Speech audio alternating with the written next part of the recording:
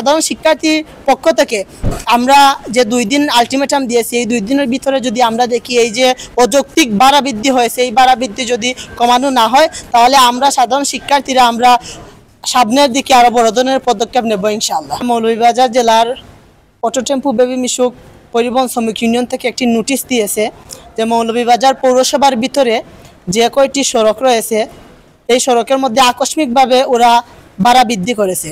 যেমন বেরিপাড় থেকে আগে চমুনায় আসতে লাগতো 5 টাকা, এর জায়গাতে এখন 10 টাকা দেওয়া লাগবে। তারপরে আপনার কুসুমবাগ থেকে ওয়াবদা পর্যন্ত এই জায়গায় যেতে হলে দেওয়া লাগবে 15 টাকা। তো আমরা দেখা গেছে এই সমস্ত ভাড়া বৃদ্ধির কারণে যারা সাধারণ শিক্ষার্থী রয়েছে, মৌলভীবাজার পৌরসভার ভিতরে অনেকগুলো স্কুল এবং কলেজ রয়েছে, যেহেতু জেলা শহরের মধ্যে মৌলভীবাজার শহরটাই একটি বেশি গুরুত্বপূর্ণ, এই শহরগুলোর মধ্যে এই রুটগুলোর মধ্যে আকস্মিকভাবে ভাড়া বৃদ্ধি করেছে। এটা আসলে উদ্বেগজনক বিষয়। গতকাল থেকে সামাজিক যোগাযোগ মাধ্যমে প্রতিবাদের ঝড় উঠেছে আমরা লক্ষ্য করতে পারছি। তো আমরা এই অপরিকল্পিতভাবে যারা এই আকস্মিকভাবে ভাড়া বৃদ্ধি করেছে, আমরা এই ভাড়া বৃদ্ধির প্রতিবাদে আজকে আমরা ডিসি মহোদয়ের কাছে একটি স্মারকলিপি নিয়ে আসছি। এই স্মারকলিপি আমরা ওনার হাতে আমরা পৌঁছে দিয়েছি। আমরা বলেছি যে আগামী 2 দিনের ভিতরে আমরা লক্ষ্য করব, যদি এই যে নোটিশটা অযৌক্তিকভাবে তারা যে ভাড়া বৃদ্ধি করেছে এই নোটিশটা যদি প্রত্যাহার করা না হয়, তাহলে আমরা মৌলভীবাজার জেলার সাধারণ শিক্ষার্থী এবং ছাত্র জনতাকে নিয়ে আমরা কঠোরতম পদক্ষেপ নিতে আমরা বাধ্য থাকব। হ্যাঁ, উনি আমাদেরকে বলছেন যে আজকে এই পরিবহন শ্রমিক ইউনিয়নের নেতৃবৃন্দের সাথে আজকে একটা মিটিং রয়েছে, তো ওইখানে সিদ্ধান্ত হবে। তো সবচাইতে লক্ষণীয় যে বিষয় হচ্ছে গিয়ে আসলে যে নোটিশটা আসছে এটা কিন্তু আনঅফিসিয়ালি, আমাদের ডিসি মহোদয় কিন্তু এ বিষয়ে অবগত না।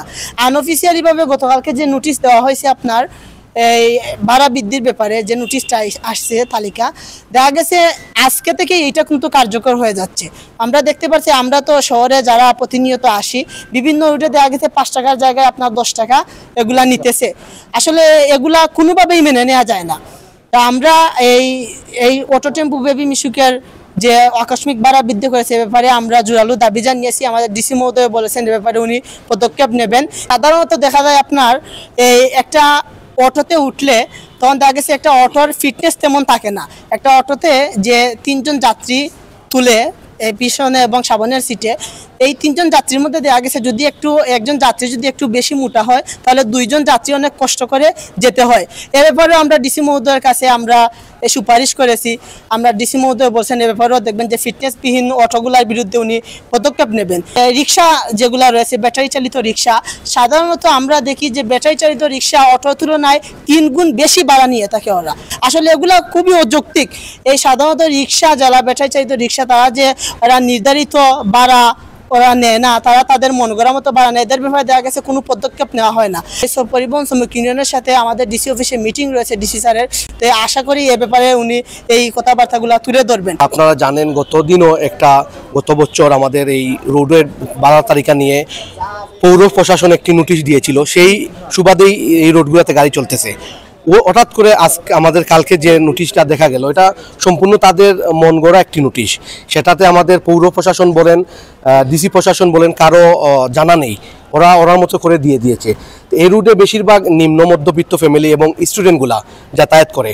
একটা বিষয় হচ্ছে যে টমটম এবং ড্রাইভাররা রয়েছেন তারা কিন্তু কারো বয়স 18-র উপরে না, বেশিরভাগই 18-র নিচে। আমরা বাণিজ্যিকভাবে যে ড্রাইভারগুলো থাকে তাদের কিন্তু লাইসেন্স 18-র নিচে হয় না, 18-এর উপরে হয়। তার সব কিছু মিলিয়ে আমি একজন সমাজকর্মী হিসাবে আমার দায়ভার রয়েছে সমাজের জন্য। এরই প্রেক্ষিতে আমি এই বিভিন্ন প্রতিবাদের সাথে যুক্ত হচ্ছি এবং প্রতিবাদ জানাচ্ছি।